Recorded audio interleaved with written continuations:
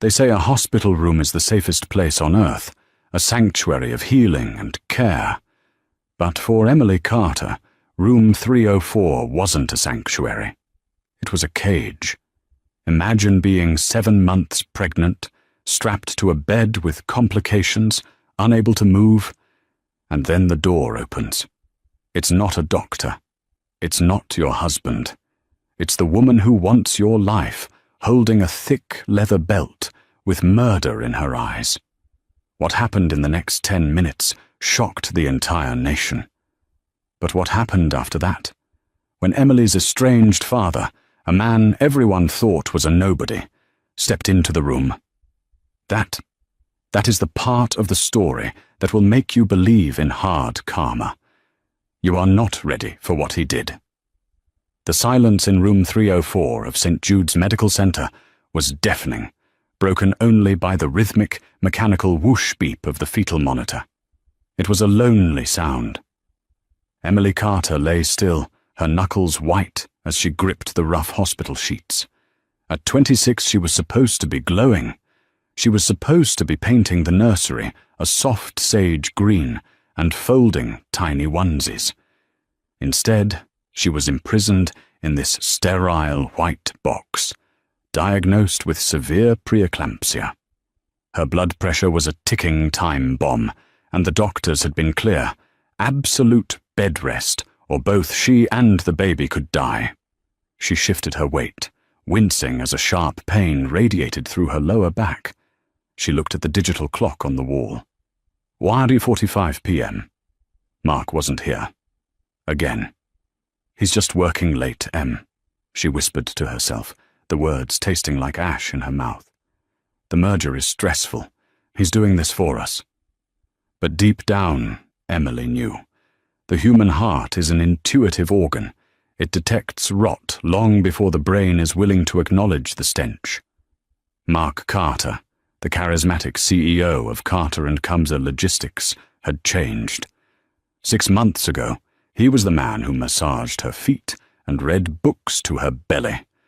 Now he was a ghost who smelled of expensive scotch and a perfume that wasn't hers, something floral, cloying, and aggressive. Emily reached for her phone on the bedside table. No messages, just a notification from Instagram. Mark Carter was tagged in a photo. Her thumb hovered over the screen. Her doctor, Dr. Henderson, had warned her about stress. "Don't look," a voice in her head pleaded. "Just go to sleep." She looked. It was a photo posted by a user named @JessicaVLife. The location was tagged, the Sapphire Lounge. It was posted 20 minutes ago. The picture was blurry, artistic, taken in low light. It showed 2 hands clasping a champagne flute. On the man's wrist was a distinctive watch, a vintage Patek Philippe. Emily stopped breathing. She had bought Mark that watch for their 3rd anniversary.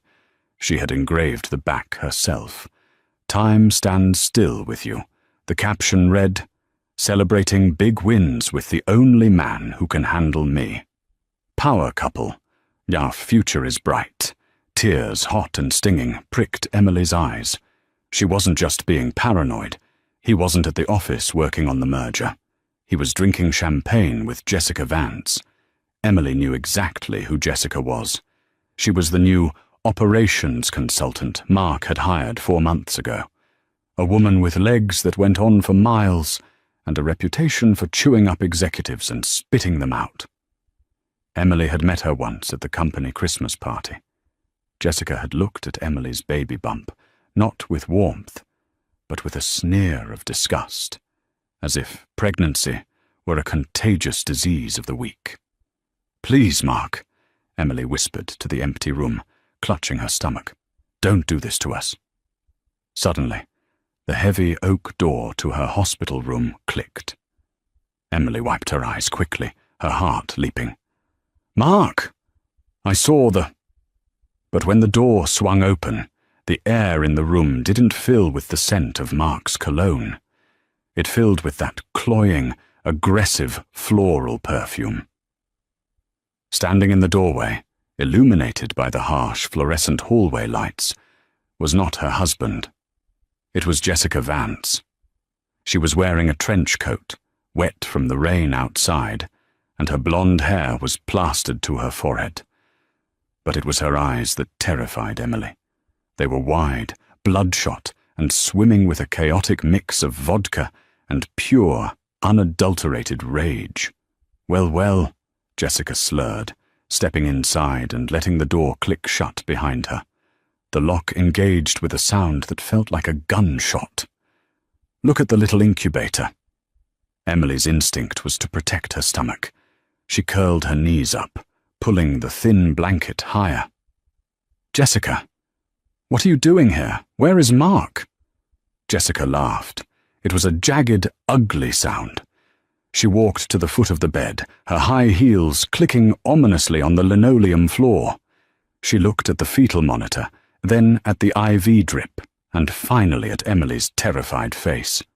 Mark? Jessica mocked. Mark is downstairs parking the car, or maybe he's calling his lawyer.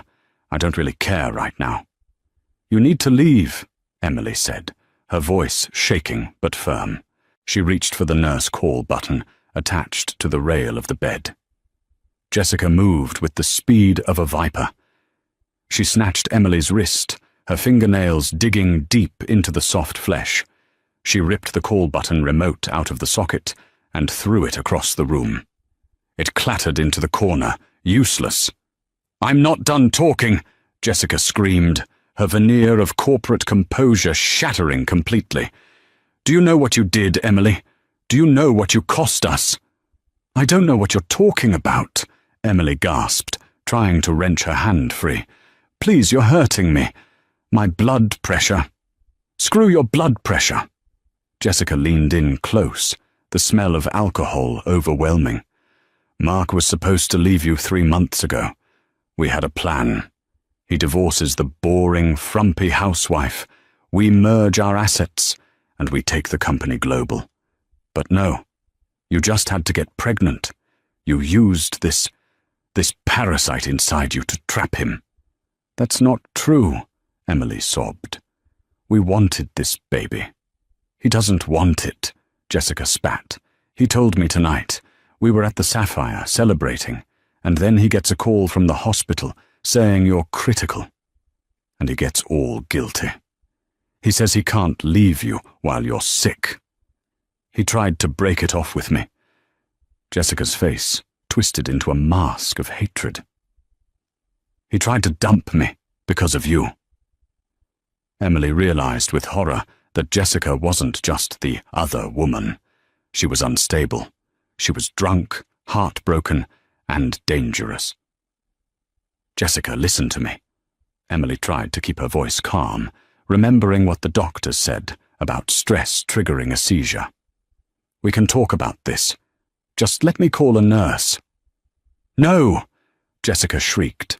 She paced the small room like a caged animal. I'm not losing everything because you decided to play the victim card. You think you're so special because you're carrying his heir? You're nothing. You're a nobody from a trailer park who got lucky. Jessica stopped pacing. She looked down at herself. She was wearing a stylish, expensive beige trench coat with a thick, heavy leather belt cinched tight around her waist. Slowly, Jessica's hands went to the buckle. Mark is weak, Jessica muttered, her eyes glazing over. He won't finish it. He won't get rid of the problem, so I have to do it for him. Emily's eyes widened as she watched Jessica undo the belt. It was a designer piece, heavy leather with a large, solid brass buckle shaped like a double G. What are you doing? Emily's voice rose to a panic. Jessica, stop! Jessica pulled the belt free from the loops of her coat. She doubled it over in her hand, the leather snapping with a sharp thwack. If you lose the baby, Jessica whispered, a terrifyingly calm smile spreading across her lips. Mark has no reason to stay. He'll be free. We will be free. No, Emily screamed, scrambling backward against the headboard, tangling herself in the IV lines. Help! Somebody help me! Jessica raised her arm. The first blow didn't hit Emily. It hit the metal railing of the bed with a deafening clang, sparking against the steel. Emily screamed, a raw, primal sound that should have pierced the walls, but the maternity ward was busy, and the storm outside was thundering against the glass. "Shut up!" Jessica roared. She swung again. This time her aim was true. The thick leather strap lashed across Emily's raised forearm as she tried to shield her stomach. The brass buckle bit into her skin, tearing a gash instantly. Emily cried out, the pain blinding and hot. "Stop, please! I'm pregnant!" Emily begged, curling into a fetal ball, offering her back to the attacker to shield her unborn daughter. "That's the point!" Jessica yelled, consumed by a frenzy of jealousy and madness. She struck again. Crack! The belt hit Emily's thigh. Crack! It hit her shoulder. Emily felt the world spinning. The monitor was blaring an alarm now, a rapid, high-pitched D, indicating extreme distress. Her heart rate was skyrocketing. "You ruined my life!"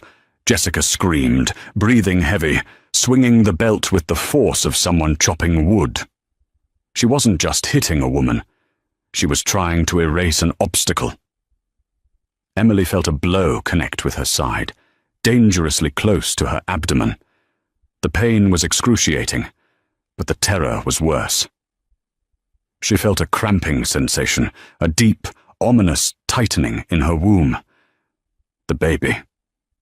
"Please," Emily whimpered, her vision blurring with tears and shock. "Take him, take Mark, just leave my baby alone." Jessica raised the belt high for a final, crushing blow, aiming directly for the center of the bed. "It's too late for bargaining, you trash!" Suddenly the door flew open. "Hey, what is going on in here?" It wasn't Mark. It was a young male nurse, barely out of college, holding a tray of medications. He dropped the tray, glass vials shattering on the floor, and lunged forward. Jessica turned, wild-eyed, swinging the belt at the nurse. "Get back! Stay away from me!" The nurse, fueled by adrenaline, tackled Jessica. They crashed into the medical cart, sending instruments flying. Jessica scratched and clawed, screaming obscenities, but the nurse managed to pin her arms to the floor. "Security! Code Violet in 304! Security!" The nurse yelled into the hallway. Seconds later, heavy footsteps thundered down the corridor. 2 burly security guards burst in, followed by Dr. Henderson. They dragged a screaming Jessica off the floor. She was kicking and spitting. "You can't touch me! Do you know who I am? I'm going to sue this entire hospital. Mark! Mark! Tell them!" And that was when Mark Carter walked in. He stood in the doorway, wearing a soaked raincoat, his hair dripping. He looked at Jessica, restrained by guards, foaming at the mouth. He looked at his wife, huddled in the corner of the bed, bleeding from her arm, sobbing uncontrollably, the fetal monitor screaming a warning. The room went silent. Emily looked up at her husband through swollen eyes. "Mark, she tried to kill the baby." Mark looked at Jessica. Jessica stopped screaming. She looked at Mark with desperate, pleading eyes. "Mark, baby, tell them. Tell them she attacked me first. I was just defending myself. She's crazy, Mark. The hormones made her crazy." It was a lie so obvious, so vile, that surely no one would believe it. Mark looked at the security guards. He straightened his tie, his face shifting into the cold, calculated mask of a businessman doing damage control. "Officer," Mark said, his voice smooth and calm, "please be gentle with Ms. Vance. She's been under a lot of stress." He turned to Emily. He didn't rush to her side. He didn't check her wounds. He looked at her with cold annoyance. "Emily," Mark said, sighing as if she had spilled wine on a carpet. "Why did you have to provoke her? You know she has a temper. Now look at this mess you've caused." Emily froze. The physical pain of the belt was nothing compared to the knife that had just been twisted in her heart. I provoked her?" Emily whispered. "We'll discuss this later," Mark said dismissively, turning to the doctor. "Dr. Henderson, I want this kept quiet. No police.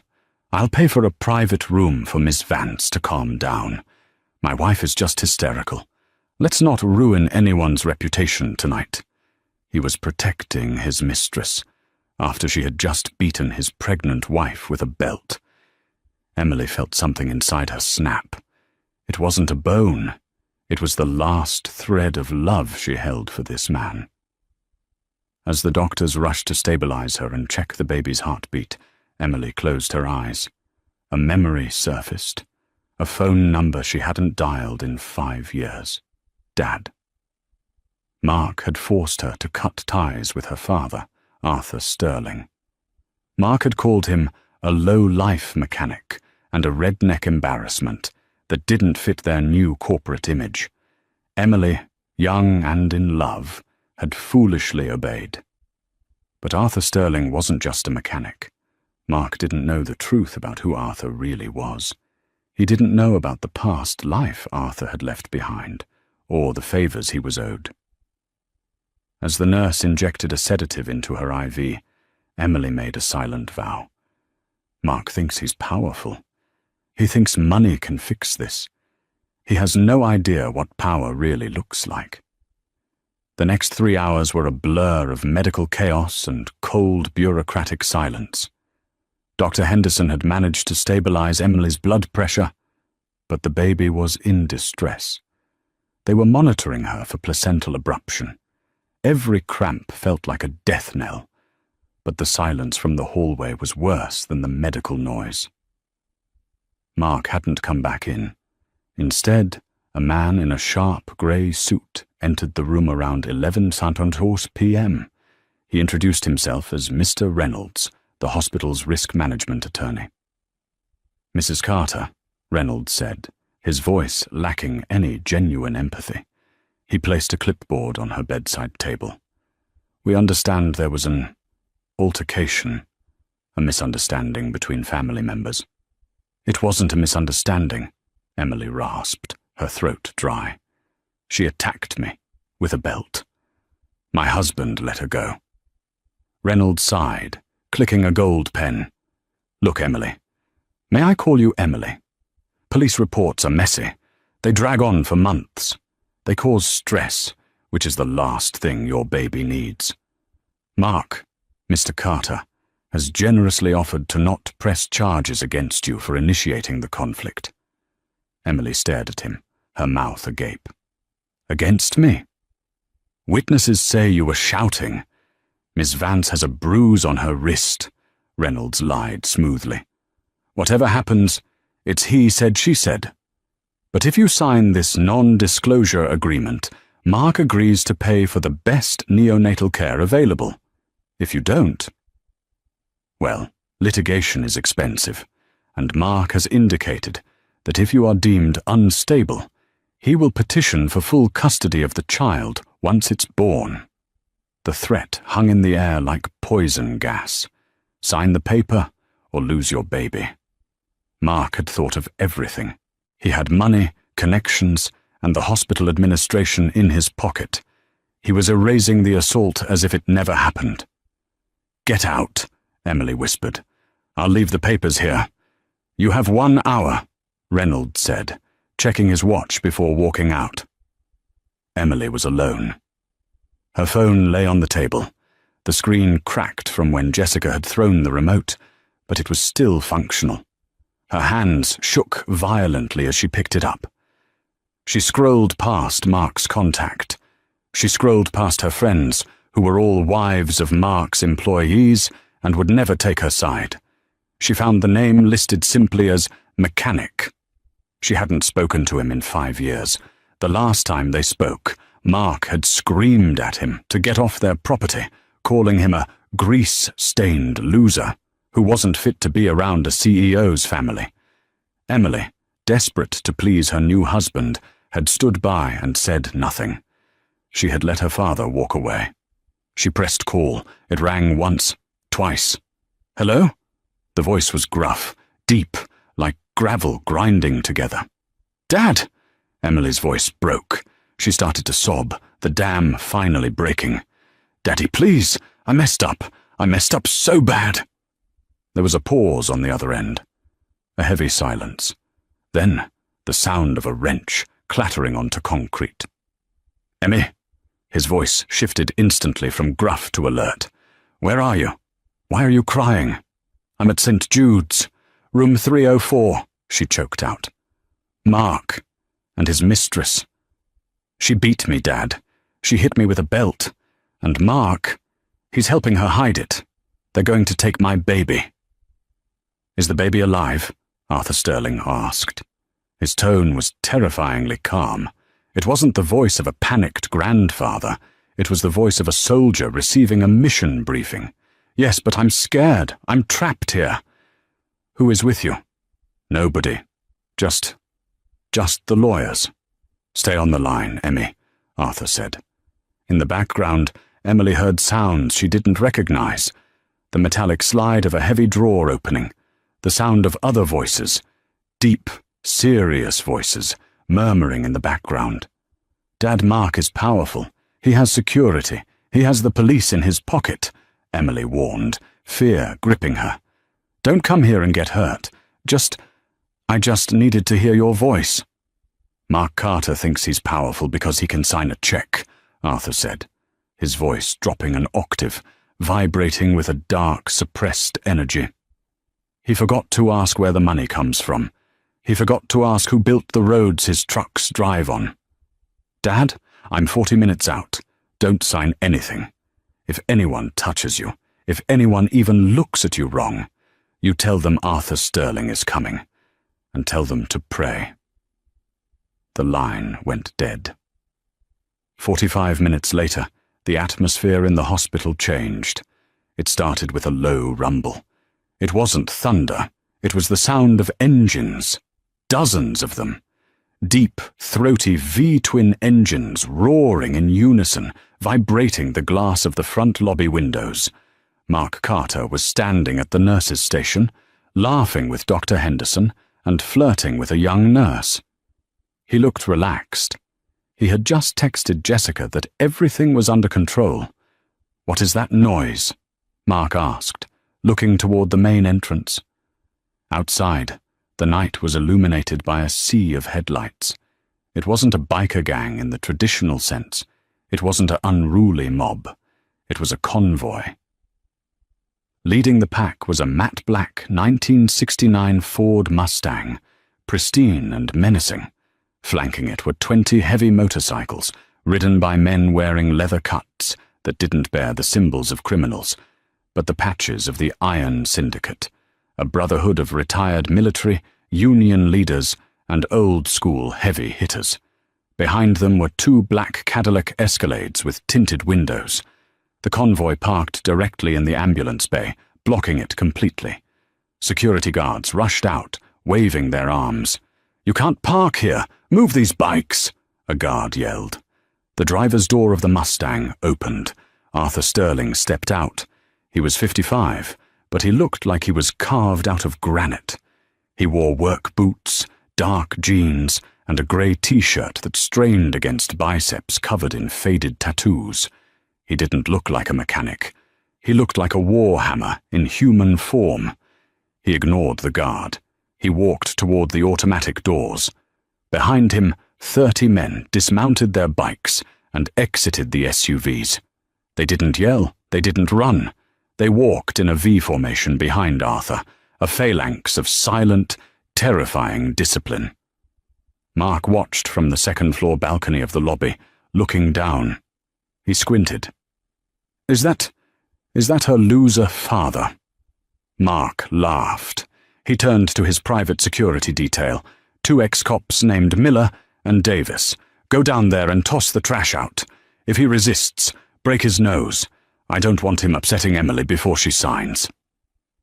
Miller and Davis nodded and headed for the elevators. Down in the lobby, the hospital security head, a man named Johnson, stepped in front of Arthur. "Sir, I need you to halt. You are trespassing." Arthur stopped. He looked at Johnson.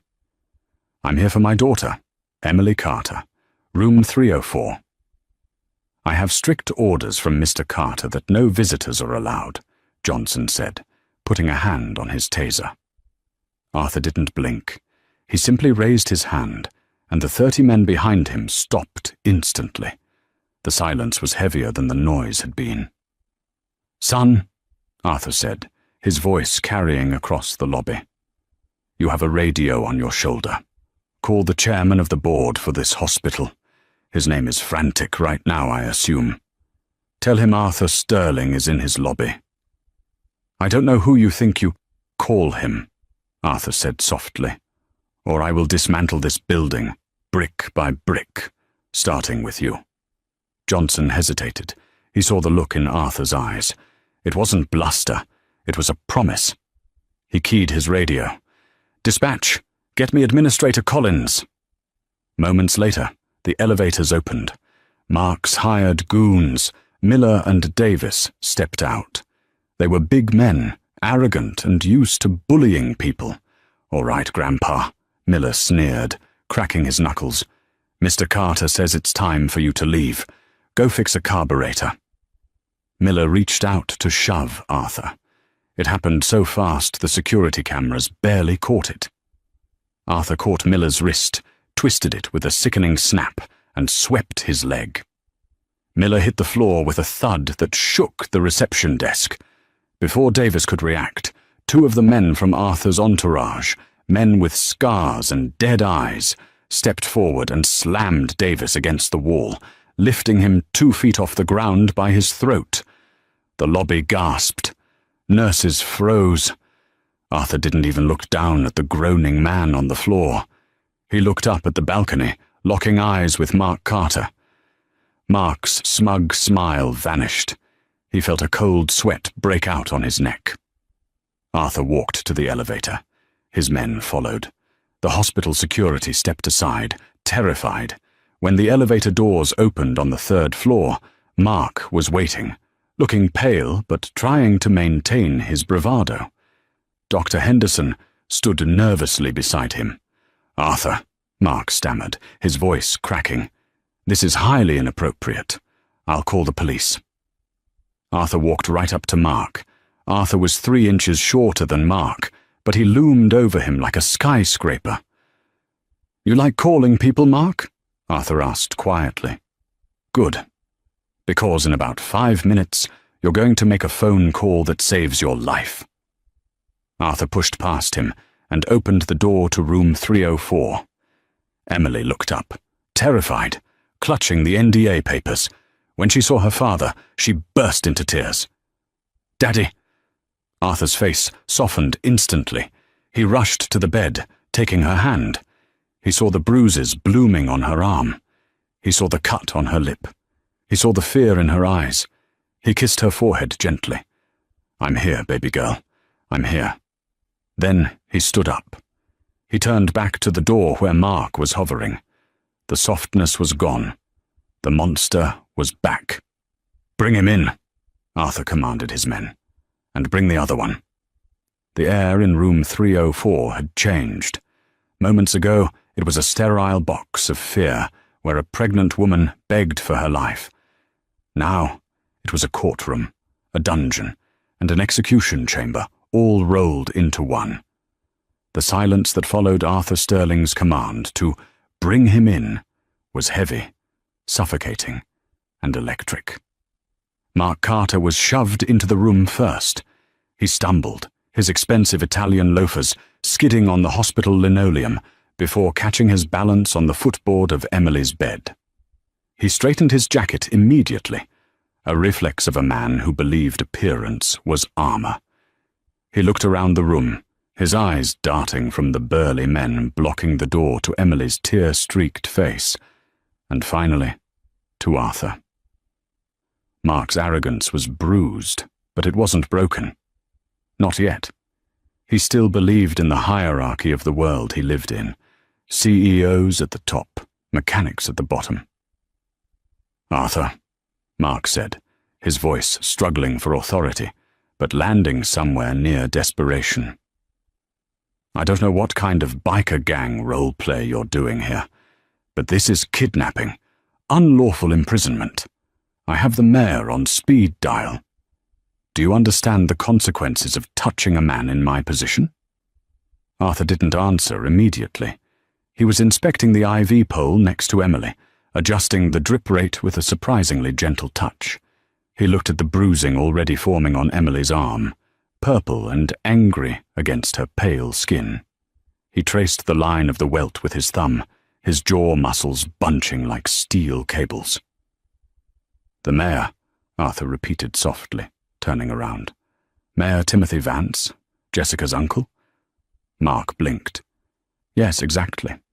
So unless you want a SWAT team kicking down these doors—" "I had breakfast with Tim 2 weeks ago," Arthur interrupted, his voice calm, conversational. "He's worried about his re-election. He's especially worried about the rumor that his niece is sleeping with a married man and snorting cocaine in the VIP room of the Sapphire Lounge. I told him I'd handle it for him." Mark froze. You know the mayor?" "I fixed his first car in 1994, Arthur said, taking a slow step toward Mark. "And I fixed his first DUI in 2002. You see, Mark, you live in a world of transactions. You think power is money, but real power isn't money. Real power is favors. Real power is knowing where the bodies are buried, because you're the one who dug the holes." The door opened again. The sound of scuffling heels and high-pitched protests filled the room. 2 of Arthur's men, giants named Dutch and Repo, dragged Jessica Vance inside. She was a mess. Her trench coat was torn at the shoulder, her mascara running in black rivers down her cheeks. She wasn't the terrifying figure with the belt anymore. She was a frightened animal. When she saw Mark, her face lit up with a desperate, pathetic hope. "Mark!" she shrieked, trying to shake off the grip of the men holding her. Tell them who we are. These animals dragged me out of the hallway. They took my phone." Mark looked at her, and for the first time, Emily saw a flicker of revulsion in his eyes. Not because of what Jessica had done to her, but because Jessica looked weak. Mark Carter despised weakness. "Let her go," Mark said to Arthur, though his voice wavered. "This is between you and me." "Oh, it is," Arthur nodded. "But she's part of the assets, and we are currently in liquidation." Arthur reached into the back pocket of his jeans. He moved slowly, deliberately. Mark flinched, expecting a weapon. Instead, Arthur pulled out a folded sheaf of papers. He tossed them onto the little rolling table that hovered over Emily's legs. "Read it," Arthur commanded. Mark hesitated, then picked up the papers. His eyes scanned the first page, then the second. His hands began to shake. The color drained from his face so completely that he looked like a corpse standing upright. This isn't possible," Mark whispered. "What is it?" Jessica asked, her voice trembling. "Mark." "It's the loan documents," Mark choked out. "For the expansion, the $30 million from Centurion Holdings." "I know Centurion," Jessica snapped. "They're a private equity firm in Zurich. What about them?" "Look at the signature at the bottom of the guarantor page," Arthur said, leaning against the wall, crossing his thick arms. Mark looked. "AS Trust." He looked up at Arthur Sterling. "AS. You?" Mark gasped. "You're Centurion." "I'm the silent partner," Arthur said, his voice dropping to a gravelly rumble. 5 years ago, when you asked for Emily's hand, I did a background check on you. I saw a man who was ambitious, hungry, and morally flexible. I knew you'd eventually screw up. So when you needed money to build your empire, I made sure you got it. From me. Through 3 shell companies, of course. Arthur pushed off the wall and walked closer to Mark, invading his personal space. Mark smelled the scent of old engine oil, stale tobacco, and pure, unadulterated danger coming off the older man. "I own your debt, Mark. I own your building. I own the trucks. and Clause 14B of our contract states that if the CEO engages in conduct detrimental to the moral standing of the company, the lender has the right to immediate repayment in full. Arthur checked his cheap plastic wristwatch. You have 30 seconds to pay me $30 million, or I foreclose, right now. I can't, Mark stammered. It's tied up in assets. I need time. You don't have time, Arthur said. He pulled a phone from his pocket and typed a single text. Execute. Mark's pocket buzzed, then Jessica's. Then the silence of the room was broken by the relentless pinging of notifications. That's your accounts freezing, Arthur narrated coldly. That's the board of directors receiving the dossier of your embezzlement. That's the email going out to the shareholders, notifying them of your termination. No, Mark screamed, dropping the papers. You can't do this. I built that company. I am Carter Logistics. You are nothing, Arthur roared, the sudden volume making everyone jump. You are a suit filled with hot air and unearned confidence. You exist because I allowed you to exist to provide for my daughter, and you broke the contract. Mark slumped into the visitor chair, defeated. His life's work, his status, his money, gone in under 2 minutes. But Arthur wasn't done. He turned his gaze to Jessica.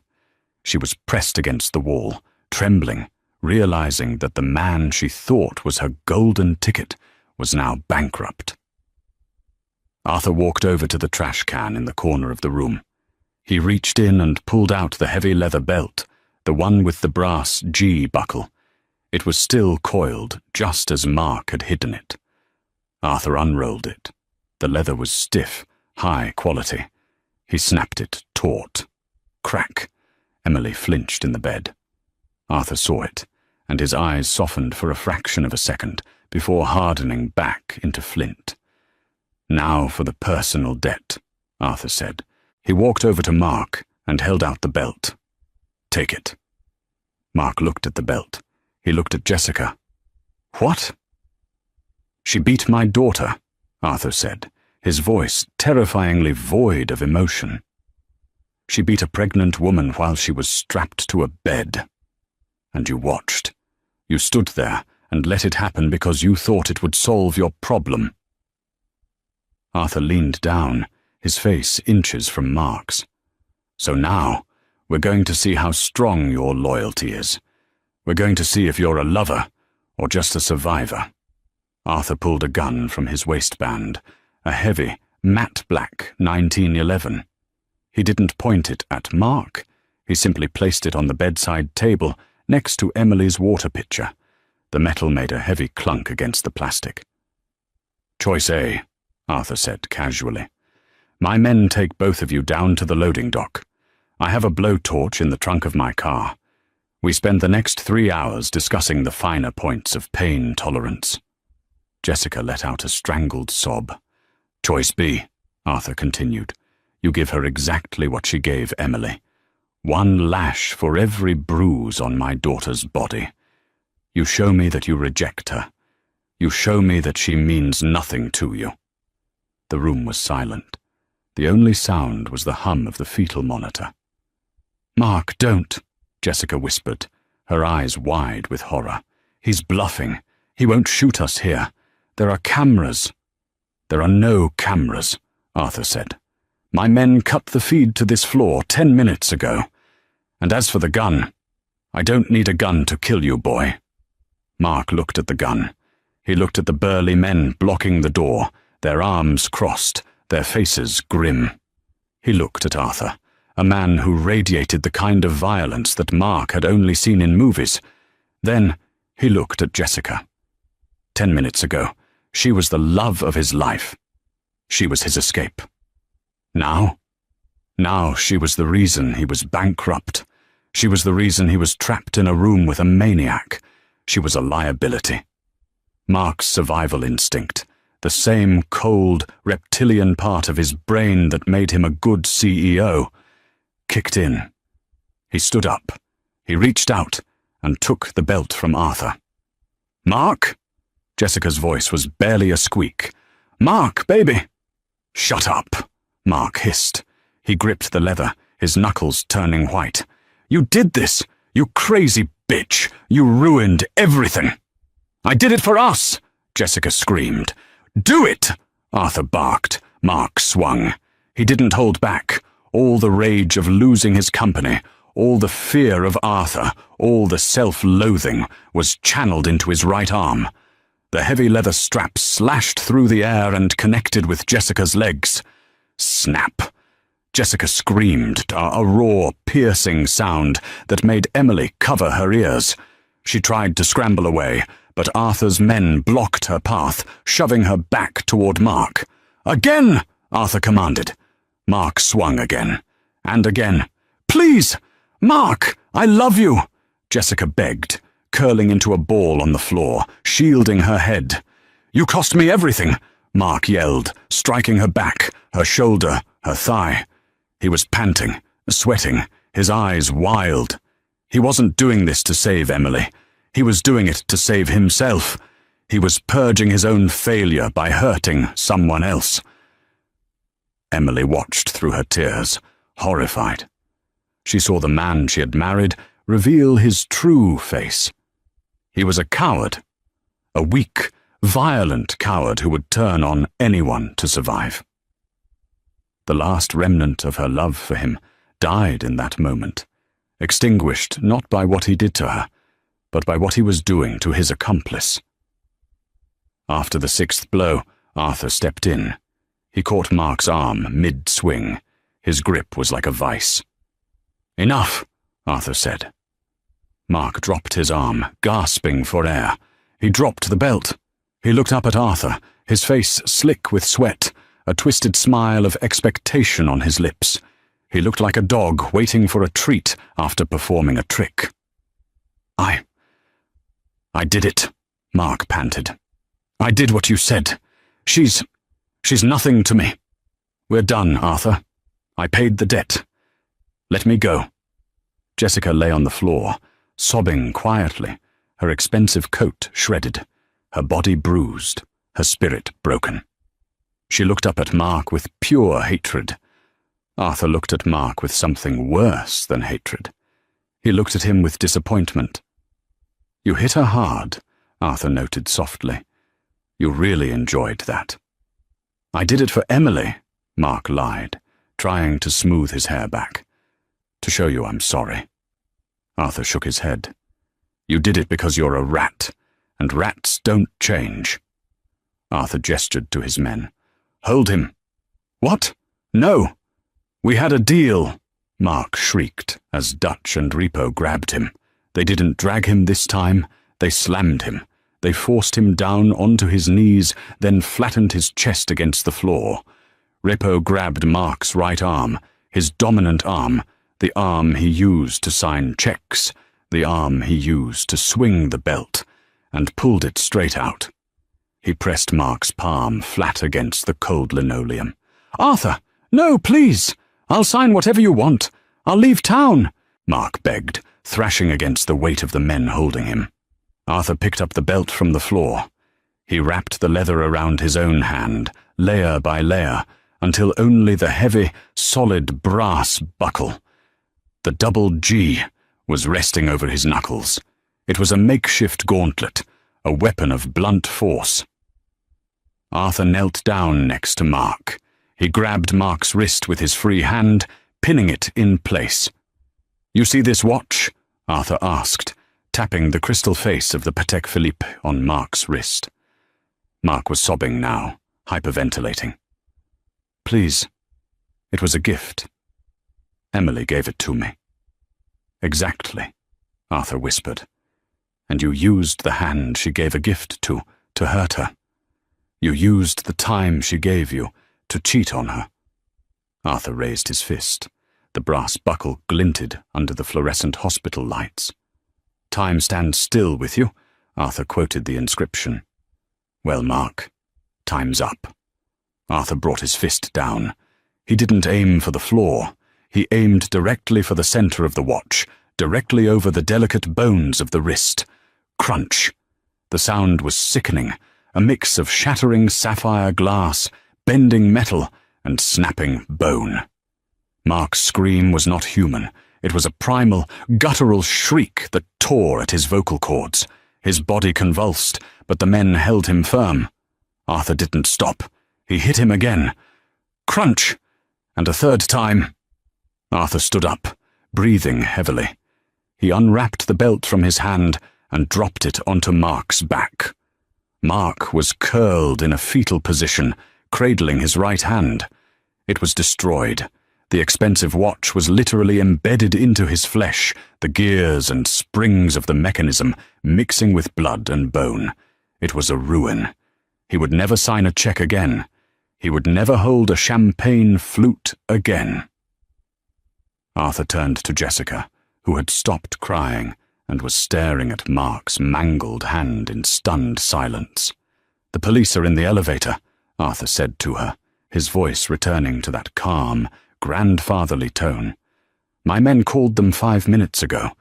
I suggest you tell them the truth. Because if you try to lie, well, you've seen how I handle liars." Arthur turned his back on them. He walked over to the bed where Emily was trembling. He sat on the edge of the mattress. The monster vanished, and the father returned.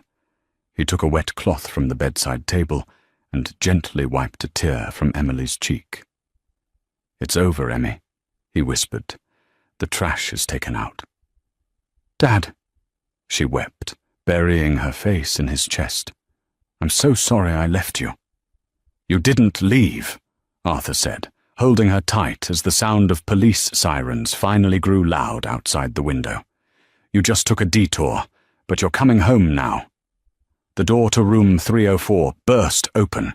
Uniformed officers flooded in, guns drawn. "Police! Nobody move!" Arthur didn't move. He didn't raise his hands. He just kept hugging his daughter, stroking her hair, while behind him, the ruins of Mark Carter and Jessica Vance lay broken on the floor. "Officer," Arthur said over his shoulder, calm as a summer breeze, "I'd like to report an assault, and I believe these two just slipped and fell." The wheels of justice turned slowly, but when greased by Arthur Sterling, they grind exceedingly fine. 2 months after the incident in room 304, Emily went into labor again.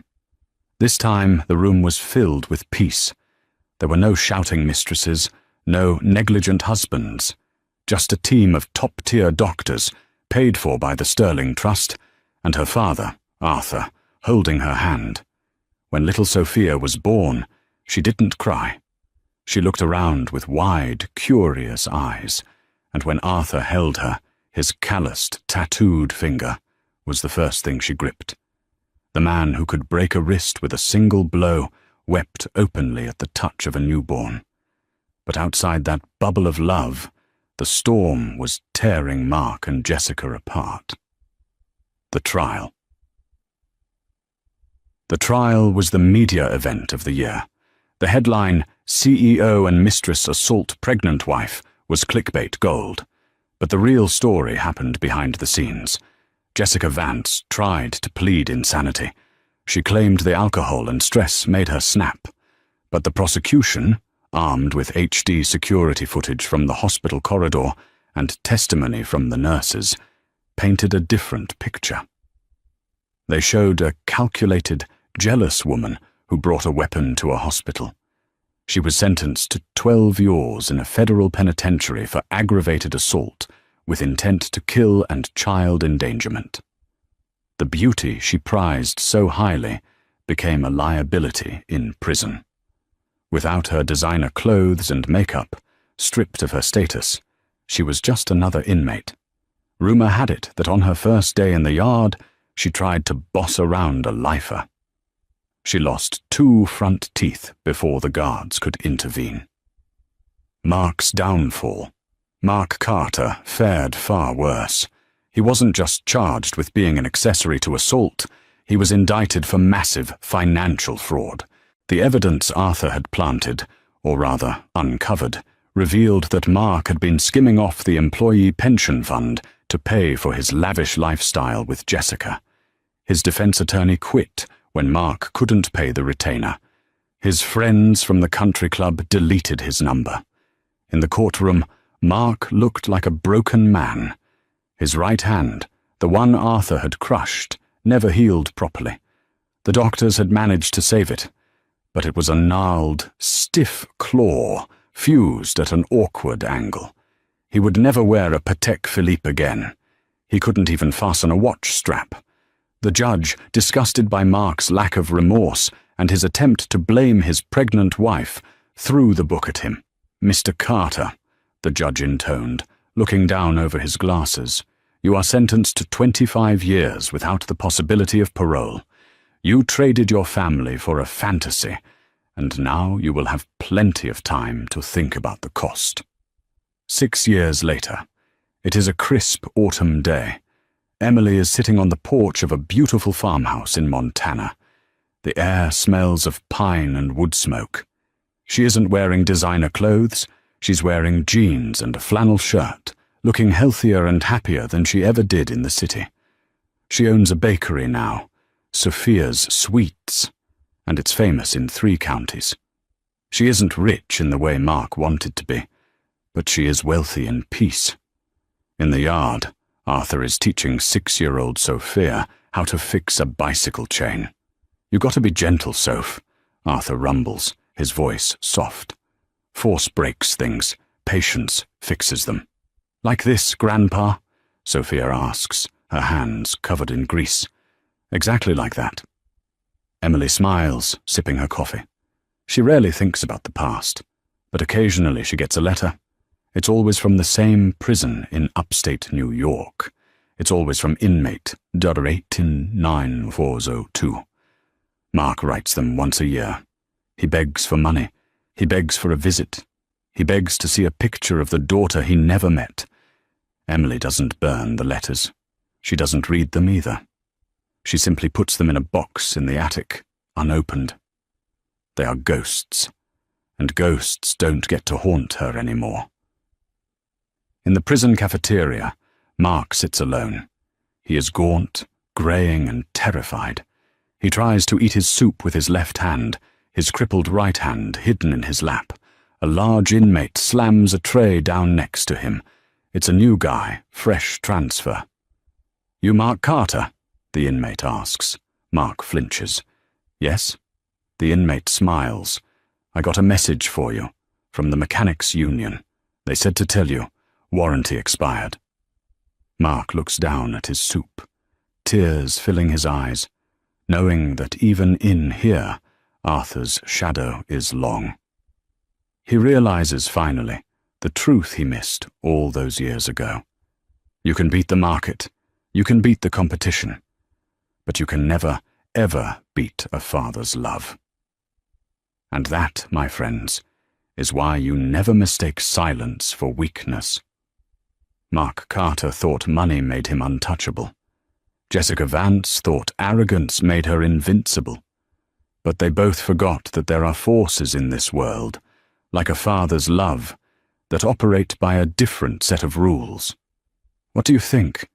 Did Arthur go too far with the hard karma? Or did Mark and Jessica get exactly what they deserved? I want to hear your verdict in the comments below. I read every single one. If this story kept you on the edge of your seat, please smash that like button. It really helps the channel grow. And if you haven't already, hit subscribe and ring that bell so you never miss a story. We have a new tale coming next week about a cheating husband who tries to fake his own death, only to realize his wife was the one planning the funeral all along. You don't want to miss it. Thanks for watching, and remember, karma doesn't have a deadline.